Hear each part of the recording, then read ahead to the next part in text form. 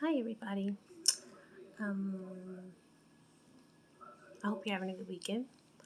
I wanted to go over a spread that I'm working on for the full moon in Virgo for February 27th, 2021. Um, you know, the full moon is like always like a culmination. Um, you think back to the new moon and you celebrate the intentions that you set mid month, and emotions they may run high. So, you know, leaning on relationships that you've built over the past 2 weeks, that might help. So, but the full moon in Virgo, it's Virgo, as some of you may know, is represented by the Hermit in Tarot. The Hermit is, he keeps watch um, with his wisdom and his learning. And he represents solitude, introspection, and meditation. But for the full moon in Virgo, uh, basically it's a grounding, um, and it's pretty welcome seeing how, this has been a chaotic past few months, with all these, with Mercury going to retrograde, I don't know how many times, the pandemic, everyone's stressed out, all this stuff going on. So, what this is going to do is this mutable Virgo energy is going to allow for balance and calm. It's going to allow people to heal. So, um, you may want to, like people that are perfectionists, they may, you know, get upset because things aren't exactly the way they want them to be. Well, tough shit, that's life. You have to learn that things don't always go as planned, and that some things go awry, some things change, some things don't go the way you want. So, you're going to have to calm down with that. But this is a time that people need to focus on healing. They need to focus on reorganizing, cleaning. Like, it's almost springtime, so, you've heard that old saying, spring cleaning. Um, and it doesn't necessarily mean your space that you live in, it can mean your life. You can clean and clean up your life, organize your life. People that you're not in touch with, people that you don't hang with anymore, um, people that you're not really close to, people that you feel are not benefiting you in your life whatsoever. It's okay to kind of like, lay off of them, not hang out with them so much, not let them in your energy. Um, they don't have to be in your very close circle. They can be in one of your other circles that are outside of your closest circle. Um, People that, you know, waste your time, people that are about the bullshit. Why do you have them hanging around you, feeding off your energy? So, see, now is a time for you to get grounded and to release those people, let those people go, let that energy go, because it's not letting you go forward with things, it's not letting you progress, it's keeping you stagnant. So, but I did an energy reading for the full moon in Virgo, and I'll show it to you in just a second. It's 5 cards, and it has 5 questions. The first question is, what do I need to leave behind to make room for my dream? The second question is, what are my most deeply held desires? Third question is, what is the best path to follow to achieve these goals? Fourth question, what is making it more difficult for me to get there?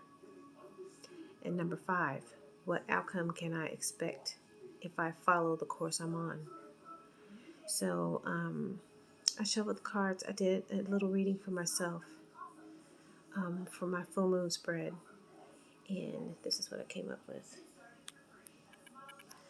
Okay, so, excuse me, I'm sitting at my mother's kitchen table. So the first card I came up with was, for the first question, was Nine of Water, which is the Nine of Cups. The question is, what do I need to leave behind to make room for my dream? I came up with this card. This card came out, and it was clarified by the Eight of Swords and High Priestess. Now, to answer this question, I would say that, my dreams, they'll come true, but I have to stop playing the victim. I have to change my mindset and shift the energy, so that it works for me. Use my intuition more, or listen to my intuition more, and, then I feel that my concerns will fade away. So that's what I got for the first question. The second question was, what are my most deeply held desires? And I got the King of Water, which is also the King of Cups. King of Cups energy. It was clarified by Ace of Pentacles and Queen of Wands reversed. Now, the answer I got for my second question is, I do have concerns, but I want to have a career, that I love, and that it makes me abundant. I mean, who doesn't, But in order to achieve this, I have to open up my heart. I have to open up my mind, and I have to stop feeling so closed off. But I do have to remember that I can't neglect my self-love, but I also can't overdo the hermit status, because right now I consider myself in hermit status. I'm not in any relationship. I'm single, very single, and considered in hermit. I'm doing my introspection, meditating, solitude, taking time to myself. But if they go into hermit mode for too long and too deep, then that's when they kind of lose connection with people. And, you don't want to do that if you want to succeed at anything. So, not doing it to the extreme. Okay, the third question was, what is the path to follow to achieve these goals? The third card that came out was the Page of Water. And it was clarified by the Three of Wands and Knight of Cups in reverse. Okay, so the answers to that question, it says that a new person will be entering my life, or a new relationship begins, a new phase.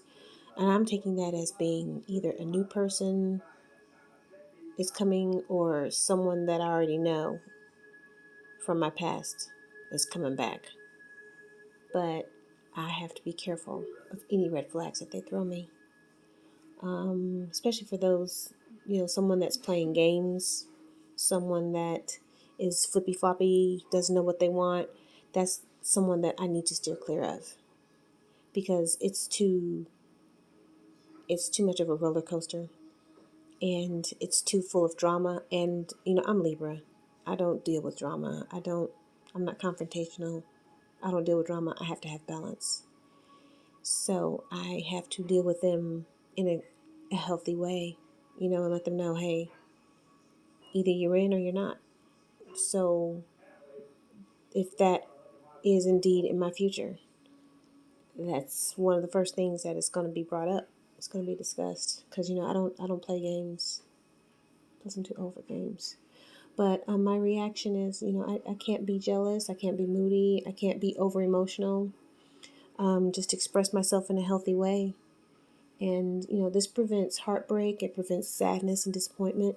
Especially if you approach someone and you see red flags right away, you need to deal with them right away. Don't let them, don't ignore the red flags. You have to be more mature about that. You have to be mature about it. And don't worry about it, because, my plans are in motion and opportunities are headed my way. So, I can't limit myself. Okay. So for the fourth question was, what is making it more difficult for me to get there? The card Ace of Earth, which is also Ace of Pentacles. And that was clarified by the Wheel of Fortune in reverse and Ten of Wands in reverse. Now, up until recently, I can say I may have had a bit of misfortune in the past couple of years. But over the past couple of years, I've learned to turn my financial issues upside down, and life is better for me. I'm not burnt out. I'm not overstressed. I'm not overwhelmed like I was. Things are looking up for me. And I've learned to say no and stop trying to satisfy everyone except for myself. I've learned to declutter my life. That doesn't just mean declutter my house, but that means declutter my life as far as ridding myself of people that are not good for me. And what it does is it helps me stay focused on what I need to be doing. So, okay, so the fifth and final question was, what outcome can I expect if I follow the course I'm on right now?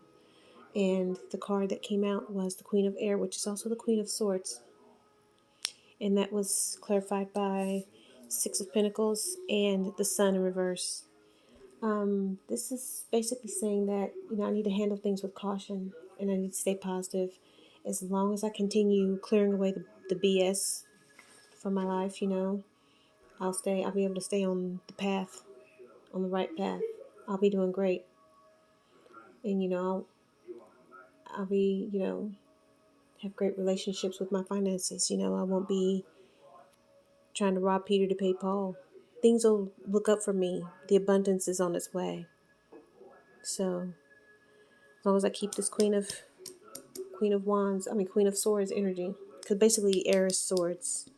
Air is the same as swords. So, but I keep making my decisions objectively. Keep all the bullshit away. You know, things will go my way. So that was my reading, my energy reading for the full moon in Virgo. And what I'll do is I'll probably do one for the collective, because I hadn't done one for a while, but it felt good.